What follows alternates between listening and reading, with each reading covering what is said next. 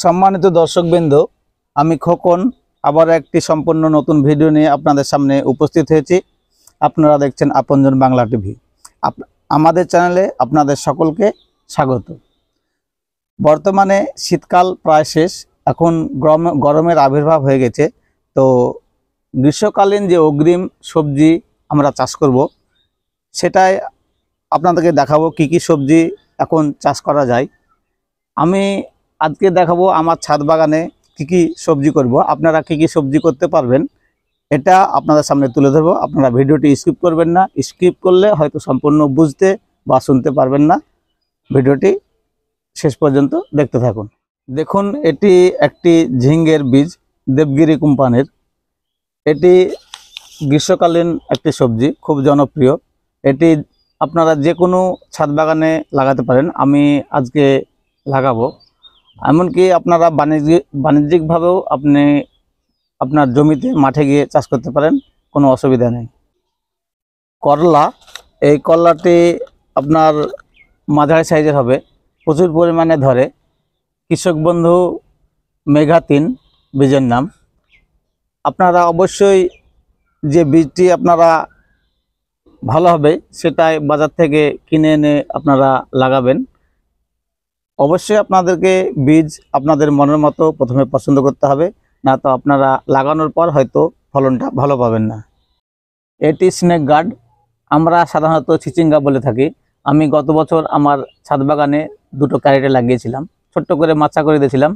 প্রচুর পরিমাণে ফলেছিল, খেতেও খুব সুস্বাদু।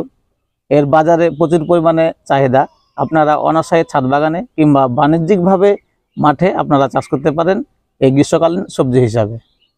তাছাড়া দেখুন বেগুন, এটি 12 মাসে সাধারণত হয় ছাদ বাগানে। আমার ছাদ বাগানে এখনও লাগানো আছে, গাছে ধরছে। তাছাড়া আমি আবার কয়েকটি গাছ আজকে নতুনভাবে রোপণ করব। তো বেগুন ছাদ বাগানে অবশ্যই অনায়াসে করা যায়, এতে খরচাও খুব বেশি না। তাছাড়া আপনারা যে কোনো শাক ছাদ বাগানে আপনারা রোপণ করতে পারেন। যেমন দেখুন পুঁই শাক রয়েছে, এটি সাথী ফসল হিসাবে আমি প্রত্যেকটা ক্যারেটে কিংবা বস্তাতে অল্প অল্প করে দিব। হয়তো দেখা যাবে যে 25 দিন কি 1 মাস পরে সেগুলোকে অনায়াসে আমি সংগ্রহ করে নিতে পারবো, খেতে পারবো। এটি দেখুন লাল শাক, আপনারা ছাদ বাগানে অনায়াসে করতে পারেন। আমি সাধারণত আজকে সাথী ফসল হিসাবে এগুলোকে ব্যবহার করব। এটিও দেখেন, এটি একটি কাটোয়া ডাঁটা, লাল, খেতে খুব মিষ্টি। ডাঁটাতেও করে খাওয়া যায় অবশ্যই। তাছাড়া শাক হিসাবেও আপনারা 20-25 দিন পর থেকে এটি সংগ্রহ করে খেতে পারবেন। দেখুন এগুলো ঢেঁড়স বা ভেন্ডির বীজ, এগুলোও গ্রীষ্মকালীন সবজি হিসাবে আমি আমার ছাদে লাগাবো। তাছাড়া রয়েছে এখানে দেখুন, এগুলো লালিমের বীজ, আমরা গ্রাম বাংলায় আমরা চাষ করি। তাছাড়াও অন্যান্য আপনার সবজি রয়েছে, যেমন সূর্য কুমড়ো, বাতি কুমড়ো, যেগুলোকে আমরা জালি বলি। আপনারা গ্রীষ্মকালীন একাধিক আরও অন্যান্য সবজি রয়েছে, সে সমস্ত সবজি আপনারা ছাদ বাগানে লাগাতে পারেন। ছাদ বাগানে লাগালে কি হয়, এখানে সাধারণত আমরা জৈব পদ্ধতিতে চাষ করি। এখানে যে সবজিগুলো হয় সেগুলো বেশ টেস্টি। এখন ফাল্গুন মাসের প্রথম সপ্তাহ, হালকা হালকা গরম পড়ছে। সাধারণত গাছগুলো অঙ্কুরোদ্গম হতে খুব দেরি হবে না, বীজগুলো সহজেই অঙ্কুর হয়ে যাবে। আমি তাই এগুলোকে 4 থেকে 5 ঘন্টা আমি ভিজিয়ে রাখবো। তো এটি আমি এখানে অ্যান্ট্রাকল গুলে নিয়েছি, এটা একটি ফাঙ্গিসাইড। তো আমি এখানে এখন ভিজিয়ে রাখবো, 4 ঘন্টা পরে উঠিয়ে তখন আমি আমার ক্যারেটে আমি রোপণ করব। এটি পেঁপের চারা, এটি এখন যদি আমি রোপণ করি তো শ্রাবণ ভাদ্র মাসের দিকে আমি হারভেস্ট করতে পারবো আর কি, পেঁপে সংগ্রহ করতে পারবো। তো অনায়াসে আপনারা ছাদ বাগানে 2টো-1টি পেঁপে গাছ রোপণ করতে পারেন। এইখানে আমি ক্যারেটে মাটি প্রস্তুত করে নিয়েছি। এই মাটিতে রয়েছে গোবর সার, আর মাটিটি হচ্ছে দোআঁশ মাটি।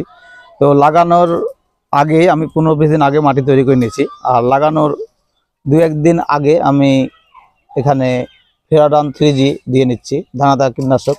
এটি দিলে উই পোকা আর অন্যান্য যে সমস্ত ছোটোখাটো কীট পতঙ্গ থাকবে সেগুলো নষ্ট হয়ে যাবে। তাই আমি লাগানোর 2 দিন আগে এগুলো দিয়ে নিলাম।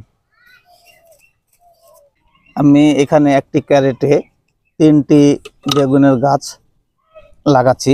গাছগুলো হচ্ছে শতাব্দী বেগুন, প্রচুর পরিমাণে ধরে। গতবার আমার 2টো ক্যারেটে ছিল, এখন পর্যন্ত আছে, টুকটাক হয়ে যাচ্ছে। তো আমি আবারও এগুলোকে অগ্রিম লাগিয়ে দিলাম। চৈত্র মাসের শেষের দিকে হয়তো ধরা পেতে যাবে। এখানে এবার আমি আরো 2টো ক্যারেটে বেগুন লাগাবো। সেটি হচ্ছে নলহাটি, এটি কালো বেগুন হয় এবং লম্বা সাইজের। যদি হয়তো পরে আপনাদেরকে আবারও ভিডিও করে দেখাবো কিরকম সাইজের হচ্ছে, ভাষায় প্রকাশ করতে পারছি না আমি।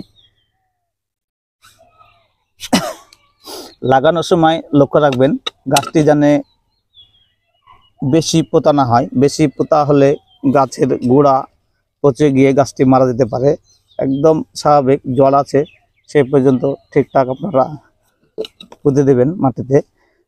তার চাইতে বেশি পোতার চেষ্টা করবেন না, না তো গাছটি জোর হবে না, অল্প দিনের মধ্যে সে মারাও যেতে পারে।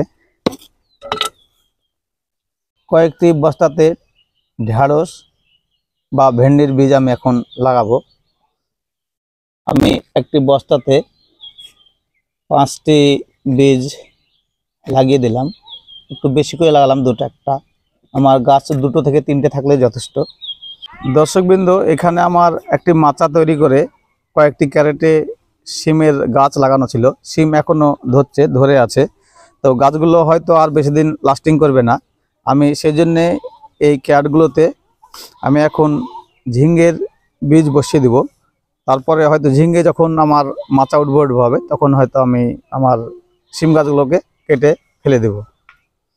আমি এখন এই ক্যারেটগুলোতে বেশ কয়েকটি বীজ লাগিয়ে দেবো। আমি একটু বীজ বেশি করে লাগাবো, কারণ এখনো পুরো গরম আসেনি। কিছু বীজ হয়তো বাদও যেতে পারে, যদিও বের হয় অঙ্কুর হয়ে, তাহলে পরবর্তীতে আমি হয়তো 2টো একটি রেখে তখন আমি ওগুলোকে তুলে ফেলে দিব।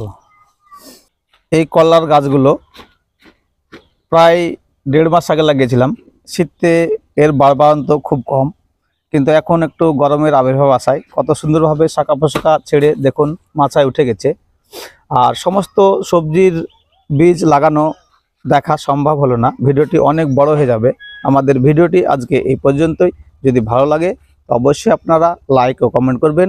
আমাদের চ্যানেলের সঙ্গে থাকতে চাইলে সাবস্ক্রাইব করে বেল আইকন বাজিয়ে দেবেন।